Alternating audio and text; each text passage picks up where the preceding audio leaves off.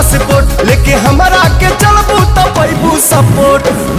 भैया के मनाला के कौन बहाना माना कि भौजी रे ले ले जाला हमारा के संग माना कि भौजी रे ले ले जाला हमारा के संग माना।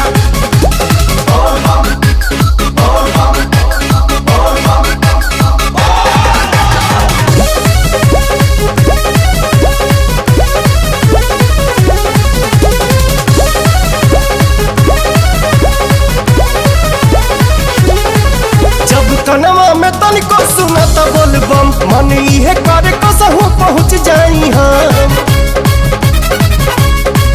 जब कनवा में तनिको सुनत बोलबम मन इहे करे कसहू पहुँच जाई हम। कहबू त रहिया खातिर भूज ले हम जानवा कि भौजी रे ले ले चला हमारा के संगवा कि भौजी रे ले ले चला हमारा के संगवा।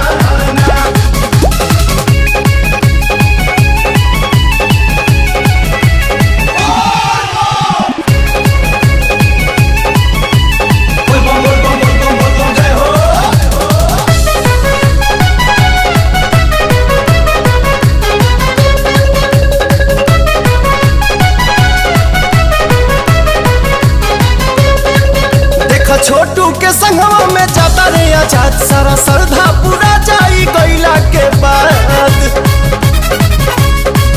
देखा छोटे के संगवा में जाता रे आजाद सारा श्रद्धा पूरा जाई गईला के बाद।